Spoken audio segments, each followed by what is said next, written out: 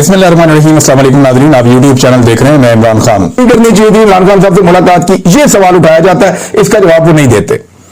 फिर उन्होंने ये क्लेम किया कि पॉलिटिकल पार्टी ने ये फैसला किया है। ये गंडापुर साहब का क्लेम है। पॉलिटिकल पार्टी के सोर्सेज कहते हैं कि हमने ये फैसला नहीं किया, बल्कि अलीमा खान कहती है हमें तो ये कहा गया था कि एमपीएस सारे लेकर अडियाला के बाहर आ जाएंगे और हमें वादा किया गया था। बल्कि अलीमा खान साहब का एक स्टेटमेंट है, वो मैं आपको पढ़ के सुनाता हूं। उन्होंने कहा हमने खैबर पख्तूनख्वा के मेंबर से भीख मांगी, बहुत मिन्नतें की कि अगर वो इमरान खान से मुलाकात की इजाजत नहीं दे रहे तो आप अडियाला के बाहर आ जाएं। स्पीकर का फोन आया कि पास है या पेश है। मैंने कहा कि आप अडियाला के बाहर क्यों नहीं जाते? उन्होंने कहा कि हम जाएंगे, फिर भी वो लोग नहीं आए।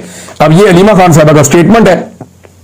तो एक तरफ ये लोग कहते हैं कि हमने पॉलिटिकल कमेटी के कहने पे किया, पॉलिटिकल कमेटी के लोग परों पे पानी नहीं पड़ने दे रहे। वो कह रहे थे हमने तो तय नहीं किया था, हम तो ईरान के ऊपर मीटिंग कर रहे थे 22 तारीख को और तय हुआ था कि अडियाला जाएंगे, मुलाकात की कोशिश करेंगे और आखिरी टाइम पे हमारे पास 30 तारीख तक के लिए वक्त है, हम बजट बाद में पास कर लेंगे। लेकिन फिर अली अमीन गंडापुर साहब ने उल्टा जो लोग उन पर तनकीद कर रहे हैं उन्हें गद्दार करार दे दिया, उन पर फतवे लगा दिए और उन्होंने कहा कि सुन लें, जब तक हम जिंदा हैं किसी का बाप भी माइनस इमरान खान नहीं कर सकता, हमारी डेड बॉडी से गुजरकर माइनस होगा। देखिए, डेड बॉडी का जिक्र अली अमीन गंडापुर साहब बहुत मर्तबा पहले भी कर चुके हैं। 2 मर्तबा लड़ाई का मौका आया, या लड़ाई का मौका क्या कहें, डट के खड़े होने का मौका आया, या जान देने का मौका आया, या मार खाने का मौका आया, या गिरफ्तार होने का मौका आया। इन दोनों मौकों पर अली अमीन गंडापुर साहब ने मौका दया कर दिए। एक मर्तबा वो पहाड़ों पे चढ़ गए और क्रॉस करके निकल लिए, दूसरी मर्तबा वहां पे लाशें छोड़ के अली अमीन गंडापुर साहब डी चौक में जिन लोगों को अपने साथ लेकर गए थे उनकी लाशें वहां छोड़ के वहां से निकल लिए। तो ये दोनों मर्तबा जो अली अमीन गंडापुर साहब ने किया, उसके बाद जब वो कहते हैं ना कि हमारी डेड बॉडी से गुजर के ये होगा तो वो होगा, तो उसके अंदर जान अब नजर नहीं आती। क्योंकि जब आप बार बार ऐसी चीजें करते हैं तो फिर लोगों को उसके ऊपर यकीन आना जरा थोड़ा मुश्किल हो जाता है।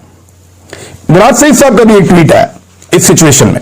मुराद सईद साहब क्या कहते हैं, ये इमरान खान साहब के वफादार साथियों में से एक हैं। इनका प्रॉब्लम यह है कि ये सामने आ नहीं सकते। वजह यह है कि ये सामने आएंगे तो इनको गिरफ्तार किया जाएगा और गिरफ्तार करके इमरान खान साहब को एक और मामले में लपेट दिया जाएगा मुराद सईद साहब के जरिए से।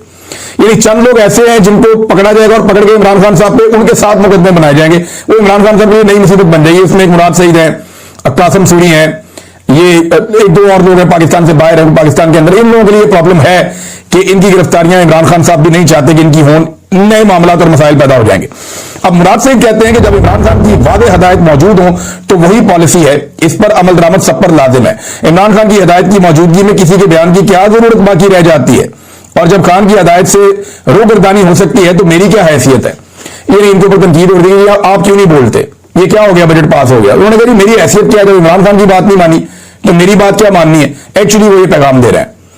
तो उन्होंने कहा जिस चीज को जिम्मेदारी सौंपी गई वो जिस ग्रुप का भी हिस्सा तस्वुर होता है, हर एक को मुकम्मल खलूस और दयानतदारी से मैंने सपोर्ट किया है।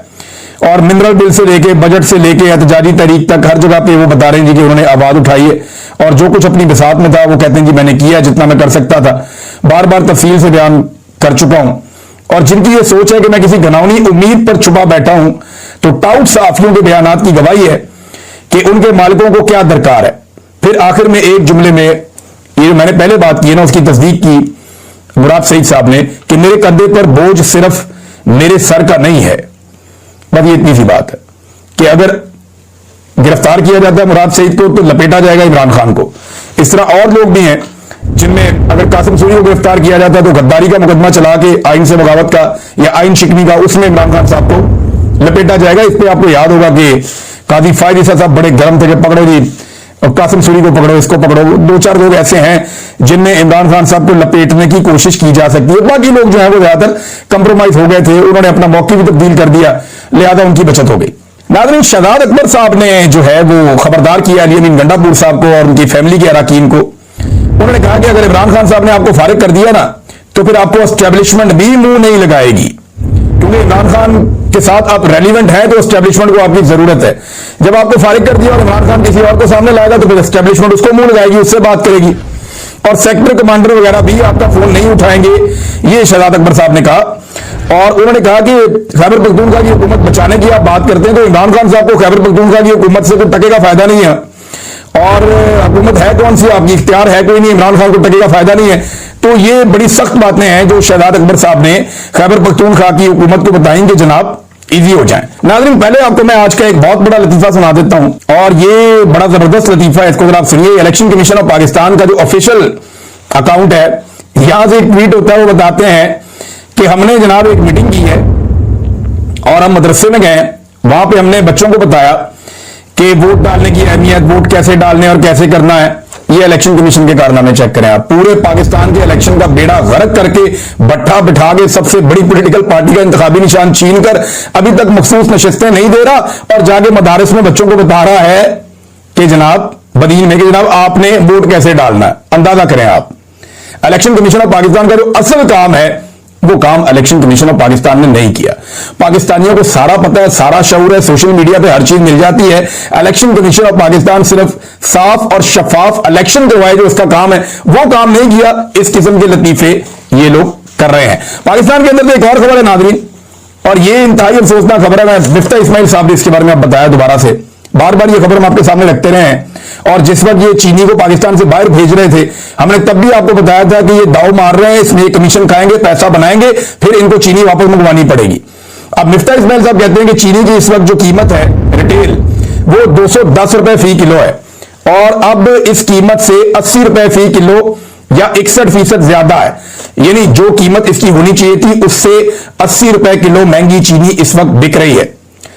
जब हुकूमत ने चीनी की बरामद की इजाजत दी थी, यानी जिस वक्त हुकूमत ने कहा ना चीनी पाकिस्तान के बाहर भेज दो, तब 80 रुपए किलो सस्ती थी, और जब बाहर भेजी जा रही थी उसके बाद अब 80 रुपए किलो महंगी है। यह फायदा किसको हुआ? माफिया को। फायदा दिया किसने? माफिया ने। हुकूमत जो है वो उन्हीं लोगों की है जो चीनी की मिलों के मालिक हैं। जरदारियों की मिलें हैं, यानी पीपल्स पार्टी वालों की हैं, PMLN वालों की है, शरीफ खानदान की अपनी मिलें हैं, उसके अलावा कुछ और बड़े बड़े लोग हैं, ये तरीन साहब की मिलें हैं, कुछ ऐसे जो अस्करी इदारे हैं उनकी भी कहते हैं कि उनकी भी मिलें, और मिलें तो सारी उनकी हैं, तो इंजॉय तो वो लोग करेंगे। अब इसमें वो जो कह रहे हैं कि भी 61% मुनाफा अब इसके ऊपर कमाया जा रहा है। अब चीनी की कमी का सामना हो गया। पहले चीनी बाहर भेज दी, उसके ऊपर कमीशन खा लिया, अब चीनी वापस मंगानी है, जितनी भेजी उतनी वापस मंगानी है। अंदाजा करें आप, फिटे मुंह कहने को दिल नहीं करता आपका। यानी इनकी आप हरकत चेक करें कि जितनी चीनी पाकिस्तान से बाहर भेजी उतनी ही चीनी पाकिस्तान में वापस मंगवानी पड़ेगी। भेजते हुए भी कमीशन, मंगवाते हुए भी कमीशन, और डाका डलेगा अवाम की जेब के ऊपर। कितना? 80 रुपए किलो। मैं निकाल के आपको बताऊंगा डाटा कि इन्होंने कैसा पैसा कमाया है। और वो ये कह रहे हैं कि जनाब इस तरह शुगर मिल मालिकान को हुकूमत के चीनी बरामद करने के फैसले से ज्यादा मुनाफा हुआ, और अब हमें यही चीनी दोबारा बरामद करनी पड़ेगी, जिससे मुल्की ज़र मुबादला का नुकसान होगा। मुल्क का नुकसान होता है तो हो, माफिया को पैसे कमाने चाहिए, और ये मिफ्ता इस्माइल साहब बता रहे हैं। अब आए नाजरीन, ईरान के जोहरी प्रोग्राम के हवाले से जो खबर है मेरे पास, नाजरीन ये जो खबर मैं आपको दे रहा हूं ना, ये CNN और न्यूयॉर्क टाइम्स ने दी है।